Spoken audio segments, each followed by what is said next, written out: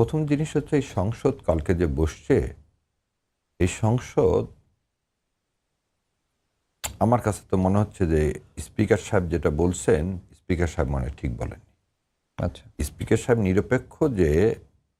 নিরপেক্ষতার প্রথমে সেই নিরপেক্ষতার শপথ ভঙ্গ করছেন। কেন করছেন? এই সংসদ বসবে হচ্ছে জুলাই অধ্যাদেশ আদেশের 10-এর বলে। হুম, এবং 10-এ বলা আছে সংসদ নির্বাচন ঘোষিত হইবার 30 দিনের জিগা দিবসের মধ্যে যে পদ্ধতিতে জাতীয় সংসদ প্রথম অধিবেশন আহ্বান করা হয় অনুরূপ পদ্ধতিতে প্রথম অধিবেশন আহ্বান করা হবে। তাহলে আহ্বানটা কে করবেন? রাষ্ট্রপতি করবেন। কার পরামর্শে করবেন? প্রধানমন্ত্রীর পরামর্শে। রাষ্ট্রপতি তার নিজে করতে পারবেন না, প্রধানমন্ত্রীর পরামর্শ। তাহলে প্রধানমন্ত্রী, তাহলে জুলাইকে, কালকে আমি এই কথা আগেও বলছি, কালকে এই রাষ্ট্রপতির যে ভাষণ বা কালকে যত ভাষণ জুলাই জুলাই সব বলতেছি, জুলাই সনদ নিয়ে কথা বলতেছি। দ্বিতীয় কথা, সরকার যখন 133টা অধ্যাদেশ সেটা প্লেস করলেন বিল আকারে, সেখানে জুলাই আদেশটা ছিল না। এখানে ওনারা একটা কথা বলতেছেন, আদেশকে তো অধ্যাদেশ না হলে তাকে কি করা যাবে না, আইনে প্রণয়ন করা যাবে না। আমার চেয়ে তো আমার মানে শ্রদ্ধাভাজন আইনমন্ত্রী উনি অনেক ভালো জানেন যে 152-তে আইনের যে সংজ্ঞা দেওয়া আছে সেখানে বলা আছে ল মিনস অ্যাক্ট, অর্ডিনেন্স, অর্ডার। তাহলে অর্ডারটা কি? একটা আইন। সেকেন্ড কথা, এটা কি? Provisional constitutional order 1972। এই প্রভিশনাল কনস্টিটিউশনাল অর্ডার 1972 থেকেই তো এই কনস্টিটিউশনের উৎপত্তি। এই কনস্টিটিউশনের উৎপত্তি ওনারা যে বলতেছে চাচ্ছে যে এই অর্ডারের কোনো ভ্যালু নাই। তাহলে এইভাবে যদি আমি ধরি, প্রভিশনাল কনস্টিটিউশন অর্ডার থেকে 72-এর সংবিধান, তাহলে 72-এর সংবিধান যদি অর্ডার থেকে সৃষ্টি হয়ে থাকে, তাহলে আজকে এই অর্ডার 10-এর থেকে কেন জুলাই পরিষদ আহ্বান করলেন না? এবং আহ্বান করার একটা লাস্ট দিন আছে 13 তারিখে। এবং আহ্বান করার জন্য আপনি কি করবেন? আপনি তো তাহলে প্রধানমন্ত্রীর, তাহলে আজকে প্রথম জিনিস হচ্ছে প্রধানমন্ত্রী জুলাইকে ধারণ করছেন না, এটা একদম স্পষ্ট। কারণ তিনি যদি না ডেকে থাকেন, কারণ আগামী রবিবার হচ্ছে লাস্ট ডেট এটা ডাকার, রবিবারের মধ্যে যদি এই অধিবেশন তিনি না ডাকেন, তাহলে প্রধানমন্ত্রী, বিএনপি তো করছে না, সাথে প্রধানমন্ত্রী যিনি আজকে এই জুলাইয়ের জন্য আজকে বাংলাদেশে আসতে পেরেছেন, আজকে প্রধানমন্ত্রী হয়েছে, রোববারে অধিবেশন ডাকা আছে। বললাম দ্যাট ইজ লাস্ট ডে, অধিবেশন ডাকা আছে, কিন্তু সংস্কার পরিষদের অধিবেশন তো এখনো ডাকেননি।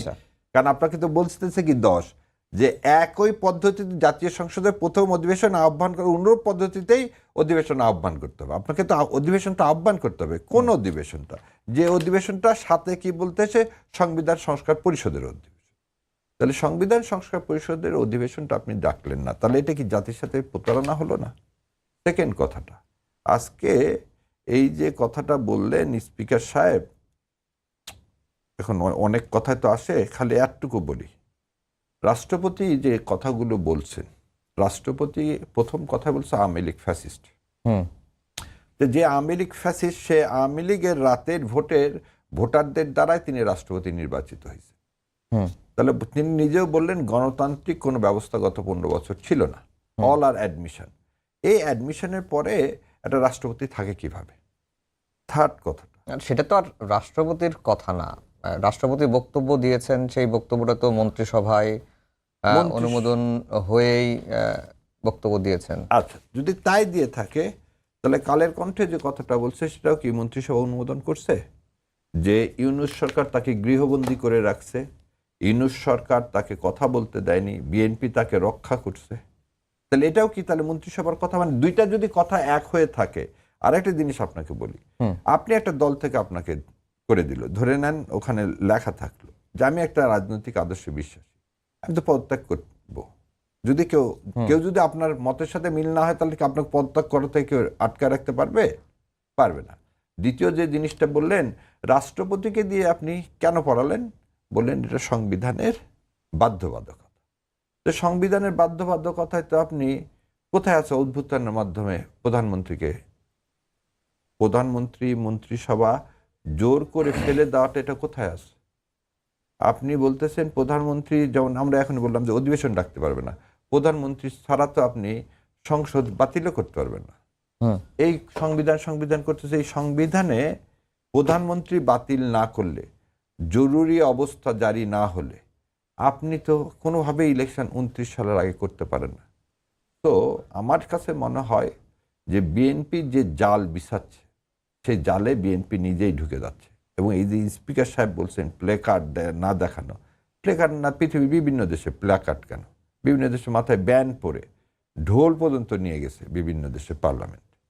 তো আজকে এই কথাগুলো এইভাবে না বলে যদি এইভাবে বলা যায় যে আপনাকে, যে রাষ্ট্রপতিকে কখনো লেজিটিমেসি দেয়নি কেউ, এই রাষ্ট্রপতি আওয়ামী লীগের প্রেতাত্মা, এই কথা সবাই বলছে। এই রাষ্ট্রপতি কোনদিন এই দেশকে ধারণ করে না। তার চেয়ে বড় কথা, এই রাষ্ট্রপতি এই দুটা সাক্ষাৎকারে এটা প্রমাণ যে আওয়ামী লীগ তার স্বার্থে দেশকে, সার্বভৌমত্বকে, সবকিছুকে বিলীন করে দিতে পারে ক্ষমতার জন্য। এটা আরেকটা দিক হচ্ছে যে শোক প্রস্তাব নিয়েও যেটি অনেকেই প্রতিবাদ জানিয়েছেন, যেখানে শোক প্রস্তাবের মধ্যে 71 সালে যেটি বললাম যে আচ্ছা, এটা দাঁড়াইছে কারা? কেউ কিন্তু সংসদের মধ্যে বোধহয় কেউ জানায়নি। আজকে জানিয়েছেন, আজকে জানিয়েছেন বাংলাদেশ যারা, কমিউনিস্ট পার্টি জানিয়েছে। বাংলাদেশ কমিউনিস্ট পার্টি জানাতে পারে। তাহলে বাংলাদেশ কমিউনিস্ট পার্টি যদি জানায়, তাহলে বাংলাদেশের আগের শোক প্রস্তাব থেকে সাজিদুর রহমানের নাম, তারপরে আব্দুর রহমান বিশ্বাসের নাম, সবার নাম তো তাহলে আগে মুছতে হবে। আগে তাহলে মুছতে হবে। আপনি তো আজকে হঠাৎ করে এটা বলতেছেন কেন?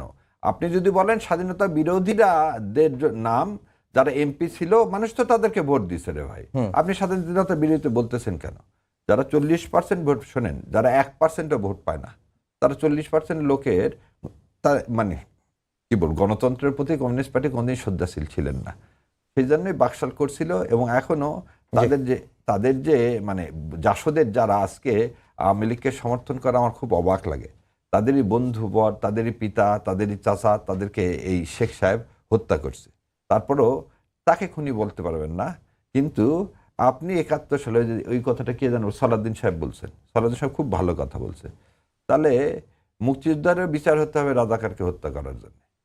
যদি আপনি আজকে কত বড় স্পর্ধা আছে, জুলাই যোদ্ধাদের বিরুদ্ধে আপনি মামলা করতে গেছেন কোর্টে, এটাই কেবল তো শুরু। বললাম যে জাল বিছাইছেন, সে জালের মধ্যে আপনি অলরেডি পা দিয়ে ফেলছেন। এখান থেকে কিভাবে বের হবে বিএনপি জানে, কারণ বিএনপি সবসময় মাখায়, 91 সাল থেকে মাখিয়ে আসে, কোনোদিন বের হতে পারে না।